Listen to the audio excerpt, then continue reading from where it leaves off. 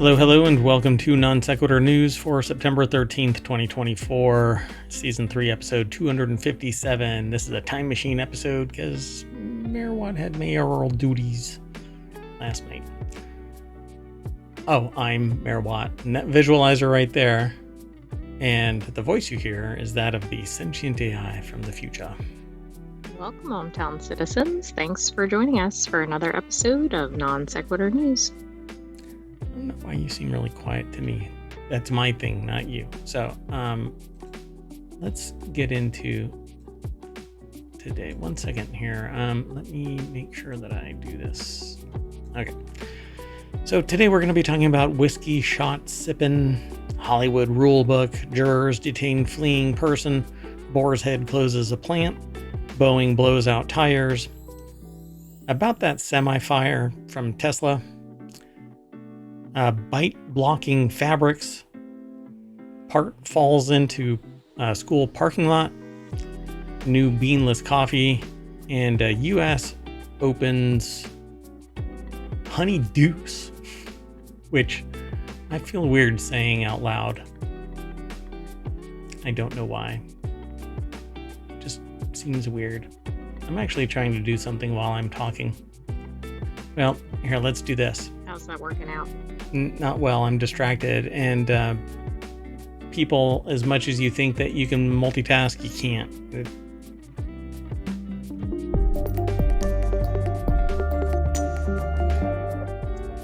Yeah, so I didn't put the show notes into the bot, so yeah. I'm gonna do this. Oh, I can't do it. I'll have to do it after the show. Anyway, I don't like doing it after the show, but I'm gonna have to. Or I'll do it like this. It'll be one big blob in the bot. How about that? Sounds Yes, like a production good value plan. at an all-time high for today's episode.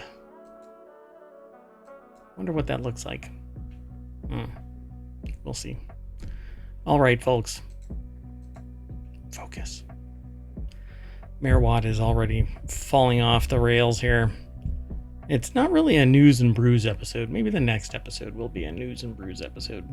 First article, I'm though, not sure will a be... Time machine will ever be news and brews. Why are you so quiet? I don't get it. You're really quiet when you first start talking. It has to be a configuration thing. And that's going to drive me nuts. Because you start out really quiet and then you get loud. Anyway. Okay, here we go. Hey, there you go. Okay, so the very first article's over on the Mobile channel, the 15 best whiskeys for shots, sipping, and mixing cocktails. The Ark of the Covenant whiskey is not. Searching for the best whiskeys may feel like staring into an overwhelming void, but with all its choice and often high price of admission, it's more of a wonderland with more variety than could possibly be imagined. Black cherries, ripe bananas, Mexican vanilla, cinnamon, and clove. If the author of this article were grossly irresponsible, why, they could say whiskey is a completely balanced diet. It has all of the food groups. Yeah, I'm not sure that's exactly what the FDA is thinking. That is exactly... I don't know what you're talking about. That's exactly what it's looking for. Isn't it? I mean... I don't think they want only liquids, for one thing. Hey, if Only Murders in the Building can have nothing but dips, so no solid food, then if I want to just do whiskeys, it hits all of the food groups, right? The banana food group, the cherry food group.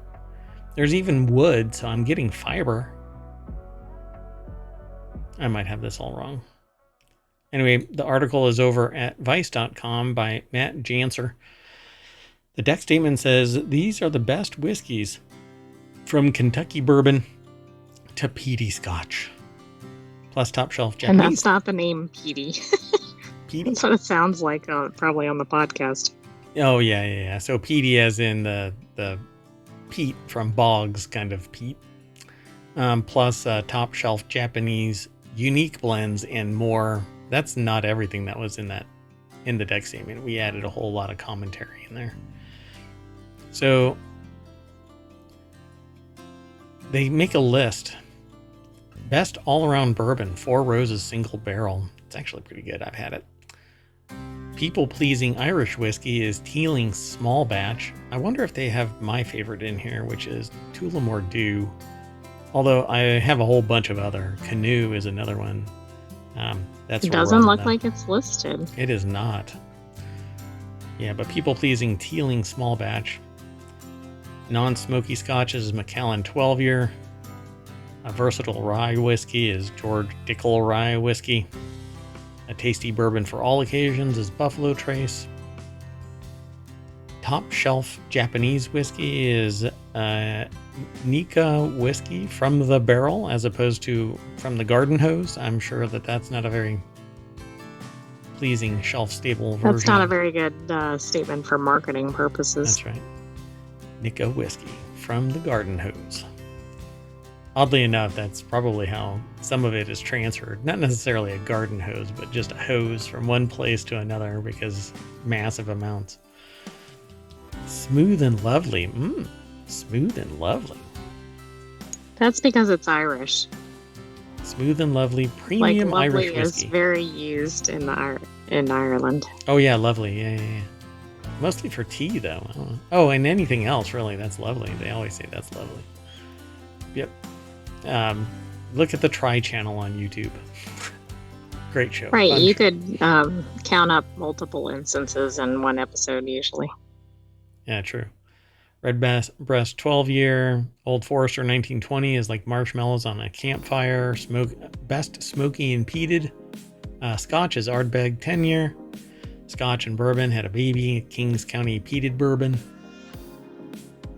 Sweet and non-smoky scotch for mixing cocktails is Monkey Shoulder, which, no.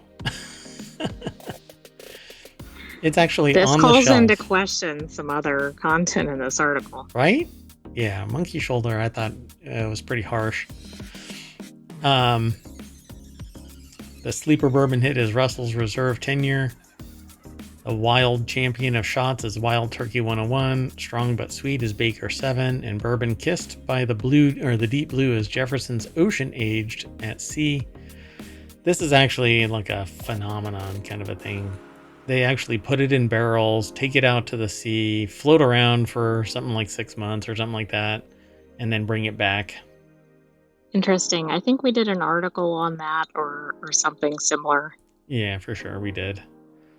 So yeah, I've had Four Roses, but I don't think I've got that in the whatchamacallit? Mayoral Mansion. The Mayoral Mansion, yeah. You're not even supposed to be able to do that. Anyway, nobody heard or saw that. Anyway, they go line by line, drink by drink through this. I think the Nika whiskey has the greatest bottle. It looks like a hip flask more than anything. It really does. Red Breast actually has these red topped bottles that have a blue, it's a blue bottle, but or not blue. What the hell am I talking about? It's a green bottle. I'm like, is it a different variety than what I see here in the article? Sorry, hold on. Wait. Here. This is becoming a news and brews. Yeah. That is actually what I just drank was a wheat beer that wheat brewed. And Sentient AI is in charge of the fermentation, so stand back. It's a smart fermentation vessel. Anyway, follow the I think one of the other bottles that's really neat is the Red Breast bottle. It looks like one of the old like grog bottles or I should say it looks like a rum bottle that a pirate would have, and I am a pirate at heart. Like the old Forester one here in 1920 when I was born. Anyway, a lot of these actually are really neat bottles now that I see them all. Anyway, wow, that one's really cool. Baker 7 looks really cool. Oh yeah, that one looks kind of like the Nika. Yeah, and it looks like an old-timey bottle, like a medicine bottle. It's pretty cool.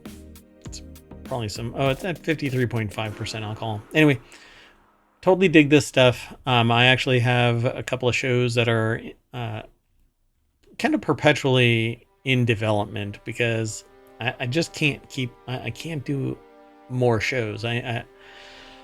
I need co-hosts and hosts. So if you're interested in hosting or co-hosting a show, just get in touch. Send an email to mayor@ohmTown.com. Okay, we got to keep moving. The next article is over in Non Sequitur News. Hollywood's new rulebook, no risky shows. That's because they've taken too many punches to the chin. Yeah, and they only seem to want to have like well-known cast and like super like established franchises. Yep. And this is actually something that's really interesting that I see. What's kind of funny is I had been thinking about this with music too, and then what's his name did a segment about it. Beato. So Beato just dropped a video about this because it isn't bands anymore that people are listening to. It's always individuals, and it's been this pivot since the 90s. That's what he came to the conclusion to. And then in this video that he dropped, he basically said out of the top 500 from Spotify, top 400 from Spotify, only 3 groups exist in the last 10 years. Everything else precedes, or it's all singletons. And the way that I see it is everybody can basically just spin up, and he brings light to this too, but it's stuff that I've been thinking about. With AI, you're removing even the music creation aspect of it, but I can create music with it and then modify it. But I don't need a full band, right? Technology is wiping out the complexity and cost and personality conflicts and all of that. That's true. Oh, yes. I don't know if we have one in our show today about that. Not in this show, but so this is a time machine episode, and then we're going to do Non Sequitur News for the 14th. So I must have been in my future mode. It is. Yep. So Hollywood production, basically what it's coming down to is there's too many. It's too complex to have all of these people that are deciding the fate of success because the band starts crumbling due to personality conflicts. And then on top of that, it's cheaper. It's not just the personality conflicts and stuff, it's cheaper. So that's what's happening with this. They want to remove all of that. There's fewer people to share profits with if they're doing songwriting, or I guess on the actor side, obviously. Yep. From the studio, that's the same idea. Yeah. Meanwhile, they all complain that there's not enough money. I'm not making enough money. Well, there's 14 artists that are signed onto this as the writers, and the musician, the actual singer, doesn't make as much as all of the writers because, well, the singers know that without the writers, they can't create enough content to be, filthy rich. But overall, yeah, everybody is making money. Just some of them are complaining about streaming versus, well, go to a concert and sell. Right. That's where the money has always been, at the concert. Anyway, Hollywood production is resuming post-strike, but faces increased risk aversion. Media companies are prioritizing broad appeal, ongoing dramas, reboots over original titles. We even end up talking about that. We're going to do Non Sequitur News, and then another Non Sequitur News, and then the continuity report. But I can only do those 3 today, and then tomorrow we're going to reevaluate, and maybe... we're definitely going to do Non Sequitur News tomorrow as well. That's on the 14th, and on the 15th, we're going to do, another Non Sequitur News. I'm in the time machine. Anyway, so the article is over at Business Insider. Lucia Moses over at businessinsider.com put the article together. Hollywood's new rulebook. no risky shows. Apparently that's Nicole Kidman, appears in Netflix's new The Perfect Couple. I didn't know she was back until recently. Oh, she's been all over the place. Right. But you're right, it has been kind of recent. Yeah. So even A-listers struggle to sell projects, though indie films may benefit from current conditions, and that's what we've been seeing. Indie developers in the software side, indie musicians, indie movies are all rising, as opposed to the old school entrenched media. So it says to hear agents, lawyers, and producers tell it to Hollywood they're going back to is more risk averse than ever, because basically they want a win so that they don't have to struggle to do more. They are doing less. And as I showed with movie theaters, they're releasing less by fewer numbers of movie companies in fewer theaters. Right, mergers and acquisitions, and then constrained showings. Yep, and then there's fewer screens. So everything is higher priced, but they're still hitting record profits because of that ratio, that it's more than doubled in pricing in the last 20 years. So tracking company Prod Pro found the total number of production filming in the US is up over 2023, when the strike depressed production, but declined 37% in the first half of 2024 versus the same period in 2022. The spending tighter than ever as media companies race to make streaming profitable. The word going around is undeniable. What's selling is more blue sky stuff that can be watched anywhere. You don't want to watch season 1 to watch season 2, said one agent, like who some others in this story asked for anonymity when discussing private talks. We're seeing less limited series, less period pieces that are hard to justify. Ongoing dramas are definitely in demand, stuff that will appeal to a broad audience.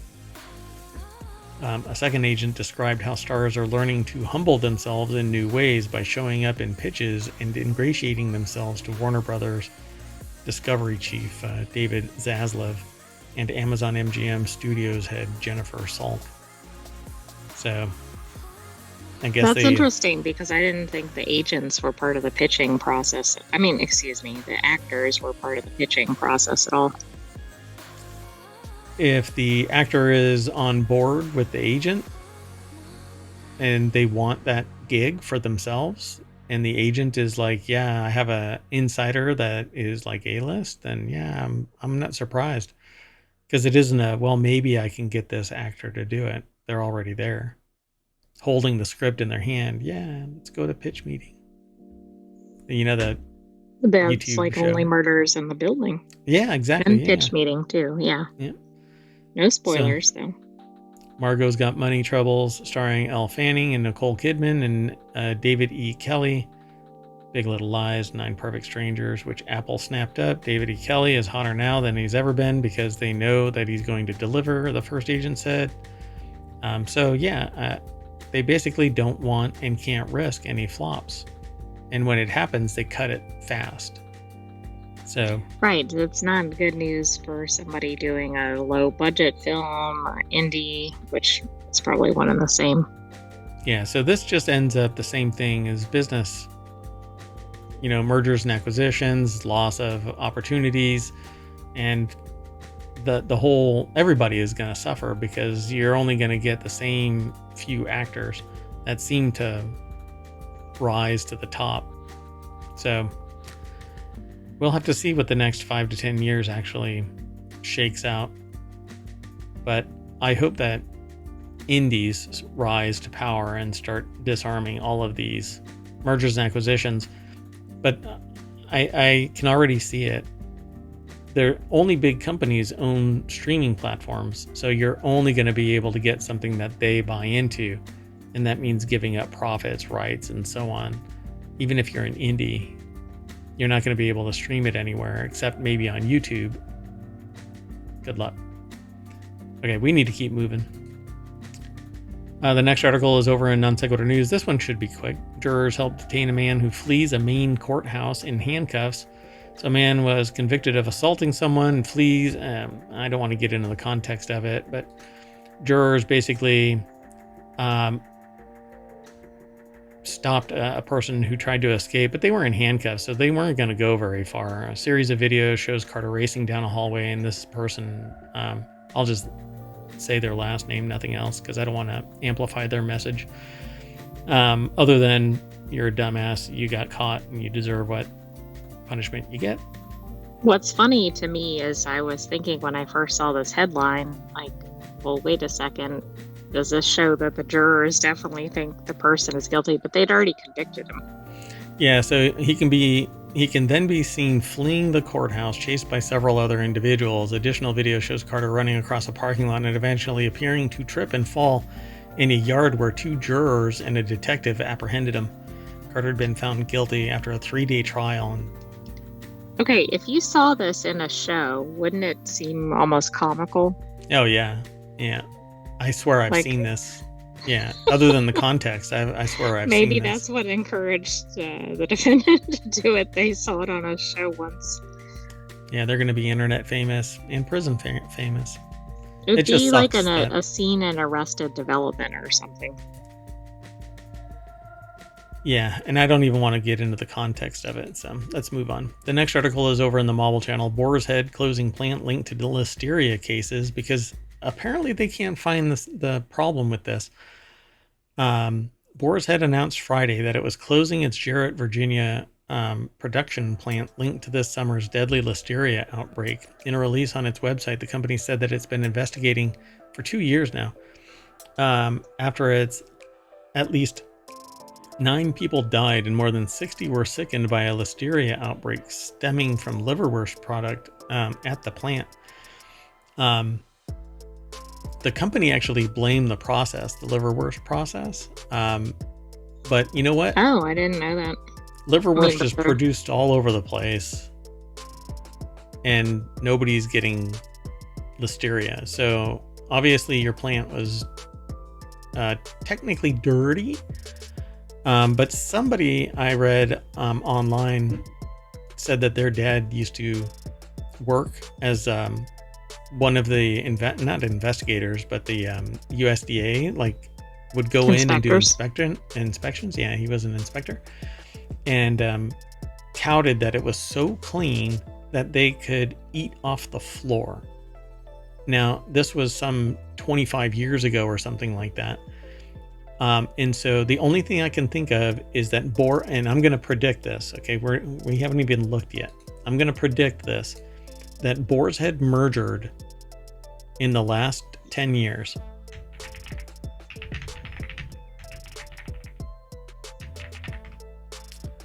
So let's see. I don't know. I'd have to look. It's too hard for me to find it really quick. Because right now, all of the news is talking about... All of the news is about the closure, yeah. Yeah, unfortunately. So, Lauren Irwin over at thehill.com put the article together, and it says in a release on its website, the company said that it's been investigating alongside the USDA after 9 people died and more than 60 people were sickened by the listeria outbreak. The Jarrett processing plant temporarily closed after the outbreak, and Boars Head recalled 7 million pounds of product after the report of the outbreak. On Friday, it said that it made the difficult decision to indefinitely close this location. So here's what's going to end up happening. All of the people that were working there are either going to have to find another job within Boars Head, or they're going to have to find another job somewhere else, right? So this is going to close down the plant instead of meeting compliance. The USDA released non-compliance reports from the Jarrett facility that dated back 2 years and showed the plant imposed an imminent threat. Records show that there was rusted equipment, green mold on the walls, live beetles in the hallways, dirt, screws, trash in the production areas, among other violations. And they basically said, we won't make any excuses, except that you're basically blaming everybody else there instead of cleaning up your act and continuing to produce product that meets compliance requirements and employing those people. So now you're going to push production somewhere else.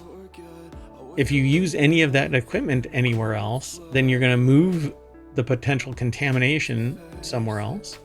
Exactly. And if this was so problematic, I'm assuming they produced more than one product there. Why wouldn't they have had problems with other products? Don't know. The agency said it was looking to see if there were any other lessons learned that could be broadly applied to the ready-to-eat meat and poultry facilities across the country. It said it'll immediately implement several quality measures to prevent future incidents. The company said it'll appoint a new chief food safety and quality assurance officer, creating food safety and quality assurance programs, and establish a Boars Head Food Safety Council comprised of independent industry experts. I think my problem is that it's like, okay, there's a bunch of issues, but they don't really know what the source was. And so how can they not recreate that? Now, obviously, if it was specific to that plant, but that's really concerning. Chipotle did it and seems to have walked away unscathed. I don't know. And my bigger problem with this is now the prices for anything from this company is going to go up. Competition is reduced because this isn't going to be producing. Others are going to be able to go, well, they're raising their prices, so we can raise ours too. Let's keep going. The next article is over in four-wheel tech. Boeing 737 MAX blows tires, braking hard to avoid takeoff collision with another plane. And Alaska Airlines Boeing 737 MAX aborted a takeoff at Nashville International Airport on Thursday. Straight up thought that this was going to be from San Francisco. I mean, that would be expected. The force put the wheels during braking, blew out the Alaska Airlines tires. That's wild. These things are designed not to blow out under a tremendous amount of force, but apparently they did. Well, and this is interesting, right? This is a potential collision, which is not the same as some of the other.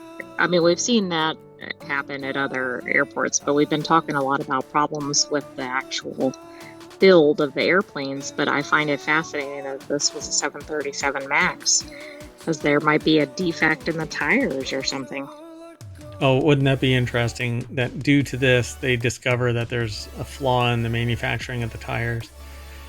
So, air traffic controller cleared Southwest Airlines Flight 2029 to cross the runway as the plane prepared for takeoff for Jacksonville.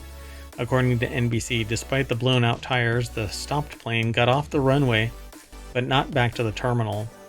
Alaska Airlines sent a replacement plane to fly all 176 passengers on board to Seattle on the same day, along with a refund and additional $1,000. I suspect it's to replace everybody's pants. Right, yeah. What was that like in the plane? Particularly when the tires... They went from 120 miles per hour to 0 to avoid hitting a plane. Wow. Yep. Let's keep going. The next article is over in Ideas. Tesla semi-fire in California. You know, the one that shut down the freeway for 15 hours. It took 50,000 gallons of water to extinguish basically 5 residential pools, or 1/10 of an Olympic. No, 1/6. No. Yeah. It's 10% of an Olympic pool. I think it is. Because an Olympic pool is like 600,000 gallons. Yeah, 660,000 gallons of water in an Olympic-sized pool, roughly. No, 600,000 gallons. Yeah. So the National Transportation Safety Board said on Friday that a Tesla semi crashed last month, closed down an artery. Oh, it says right here, Interstate 80 for 15 hours. During that time, they basically dumped 50,000 gallons worth of water on that truck because it was a battery fire. And all of that water ended up runoff. So taking lithium with it. Laura Kolodny over at CNBC put this article together. Yeah, the rest of this, I don't know. Like that, the little key points. I don't know if any of Tesla's vehicles have ever been safety tested. My understanding is the semi-truck has never been, in that other Teslas have not. Yeah, I don't think it has.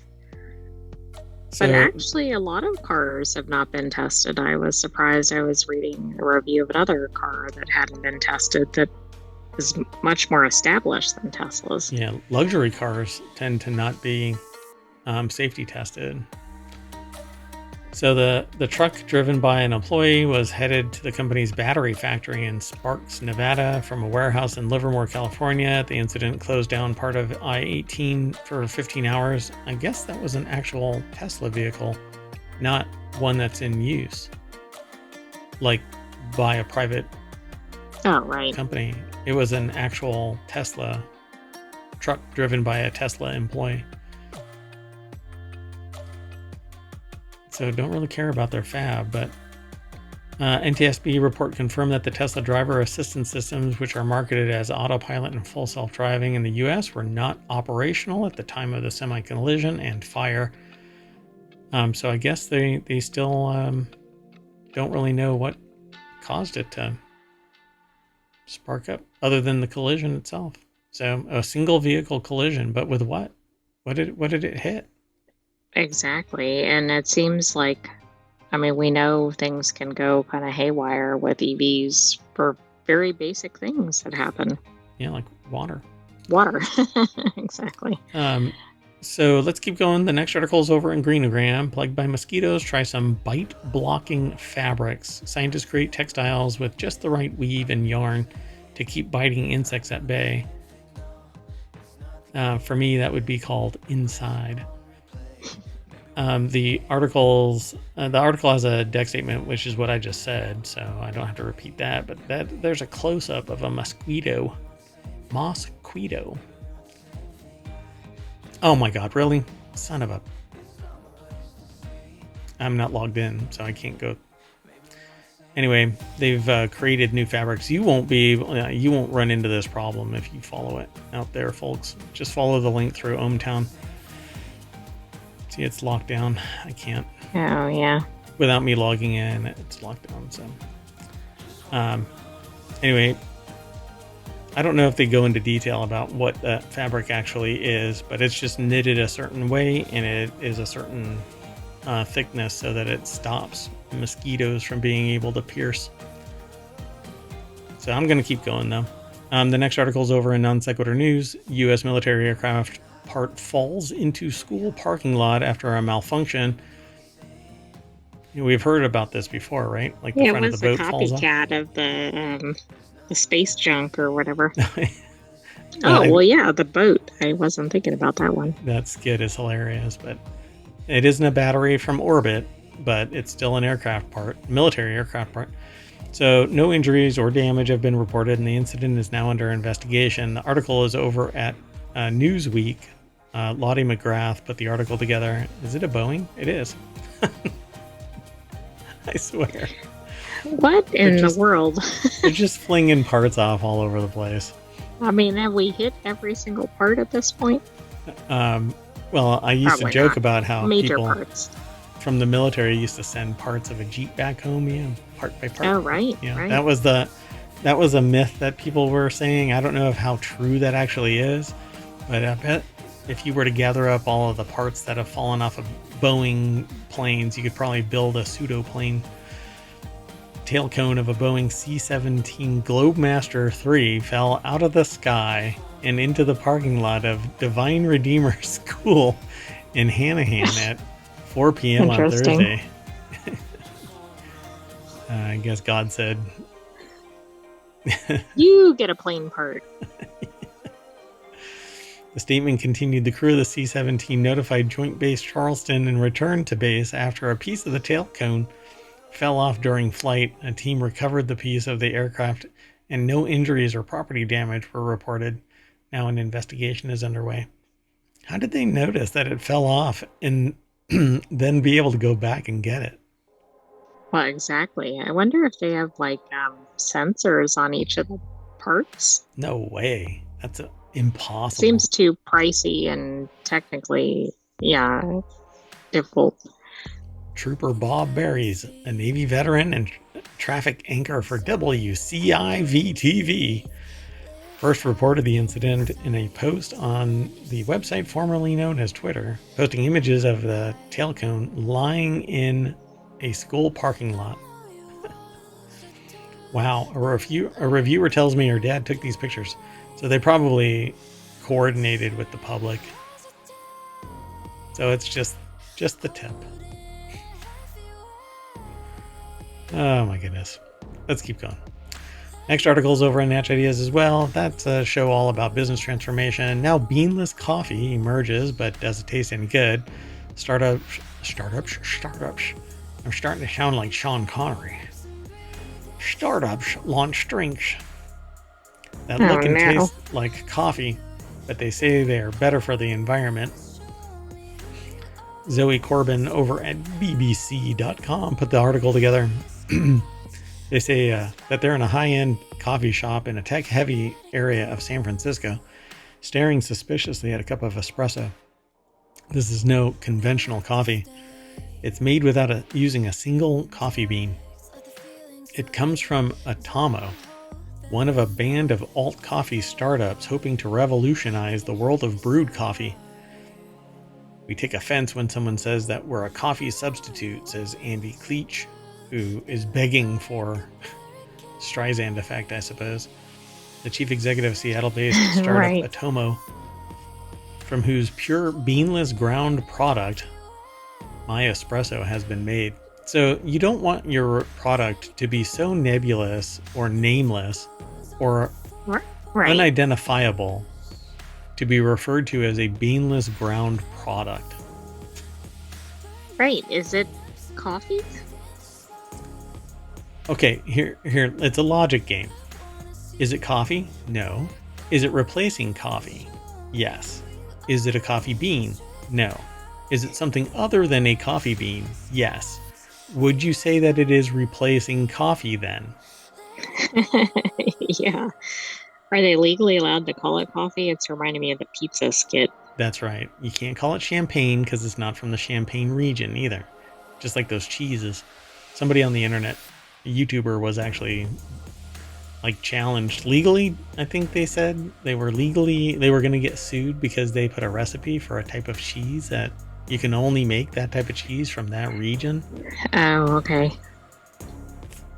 Yeah, I forgot what that was, but so distilling products and stuff like that, alcohol, the reason why everything is so damn tough is because people abused it.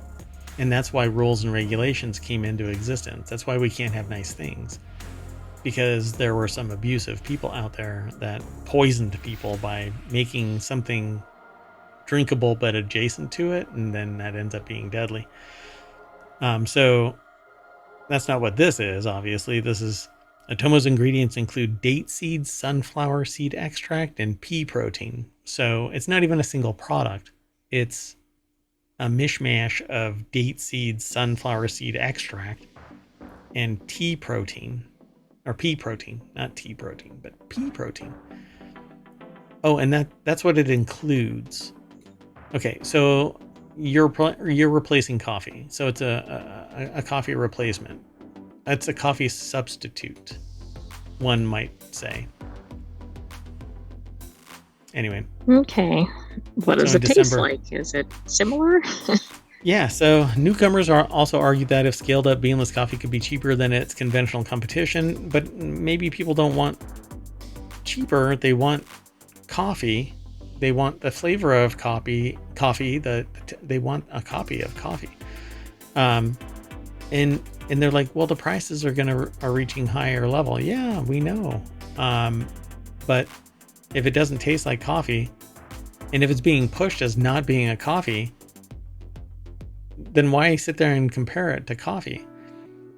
A lot of big coffee companies are watching this field, say Cheyenne Yaretsian, a professor of analytical chemistry who heads the Coffee Excellence Center at the Zurich University of Applied Sciences in Switzerland. Jeez. Yeah, Director of Neil Hack, Director of Sustainable Coffee Partnerships at Conservation International, An international nonprofit welcomes the innovative approaches to tackling coffee's deforestation problem, but also doubts if Beanless Coffee will be able to make much of a dent. Well, not with the attitude that it's not replacing coffee. If it's supposed to replace coffee, lean into it. Tastes just like it, right? So, did they try it? Because it doesn't really matter. Atomo's ingredients aren't particularly high tech. And look, dear God, it's a chemistry lab. It has date seeds, Ramon seeds, sunflower seed extract, fructose, which you've already distanced yourself from a whole lot of people because nobody wants fructose. If it isn't natural, like fructose is the chemical name for sugar, basically. A sugar. Pea protein, millet, lemon, guava, fenugreek seeds, caffeine, and baking soda. So they're injecting caffeine into it because it doesn't come naturally. I mean, for crying out loud. Oh my goodness. Yeah, I don't know how this is actually going to reach anybody. So as for trying Atomo, both the coffee shop espresso and the brew at home version tasted close enough to good coffee for the author. Perhaps luckily for these companies, coffee can have many different undertones. That's not a raving review. I might try it just so that I can go, oh yeah, this is not. Right. I mean, coffee, I know, has been under scrutiny because of some of the agricultural practices, especially in certain regions. So I'm not opposed to alternatives out there. But if it's so far removed from coffee, you need to call it something else. If it's so much like it, it needs to, like you said, lean into that. Yep. The approach may prove closer match to coffee than surrogates like Atomo or Northern Wonder, but regulatory approval for such novel food takes time and money. There are also doubts the technology will be able to scale economically. That's because there's a cell-based coffee startup. Includes Swiss-based Food Brewer, US-based California Cultured, and Singapore-based Another. Different places doing different things. I don't know. Whenever you hear somebody say bioreactor, that is a kind of turn off. At least for now. Yeah, I would say so for anything related to food or beverages. Yeah, that's kind of a shame because I would like to get away from animal. I mean, who cares if it's legit and it doesn't have any health problems? Then I would rather no animals be harmed in the production of food. Right. But the alternative is a slab of whatever it is from a bioreactor. It's just really not. I'm not chomping at the bit to really go and eat bioreactor cow. Moving on. Next, and our last article for the Time Machine episode is over on Stock Marketeers. US Open sells record $12.8 million worth of the Honey Deuce drink. How prices for the drink stack up against inflation. The article is over at marketwatch.com. Weston Blasey is the author. The cost of the famous tennis-themed cocktail have been raised 6 times since 2012. That's what it looks like. This is actually a plastic glass thing, whatever you want to call it. You can actually do a search for recipes for it, but it says the drink is made of Grey Goose vodka, raspberry lemonade liqueur, and honeydew. Has become so popular over the years that they say 557,000 of them were sold at this year's US Open. I don't know how that can happen. How many days is the US Open? Oh, I don't know. It's up 100,000 from last year. That's because everybody needs to be drunk off their gourd. And that interest is despite some fans becoming... Oh, it's for 2 weeks. 2 weeks? So they... like 275 per thousand per week that's a lot. Seems like an awful lot. But also, I'm sure they sell more in more recent years because of climate change, right? The temperatures have probably been spiking. Yeah, people are trying to drink to stay cool. Well, the price of the drink, it's increased again this year to $23 from $22, up 4.5%. Or a buck. You could just say a buck. Went up a buck. Anyway. And Well, they while actually have the stats, though. Sure. How do they? Is that what you said? No, they have the stats down below here. Oh, right. Oh, interesting. Look when it started really spiking. Oh, yeah. Huh. Yeah, it almost, like, it's really amazing. Right when the pandemic hit, it just shoots through the roof. And of course, it's goes above inflation, too. Yeah, $4 above. But that's really interesting to see it in a graph there. But it shouldn't be, like, adjusted to... Well, I guess they're adjusting it from its source.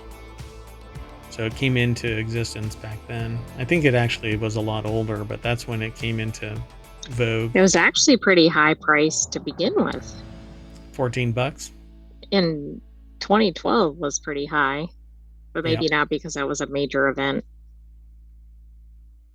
Yeah, I think at the major event kind of things, this is regular. Yeah, pretty wild though. A single drink, $23.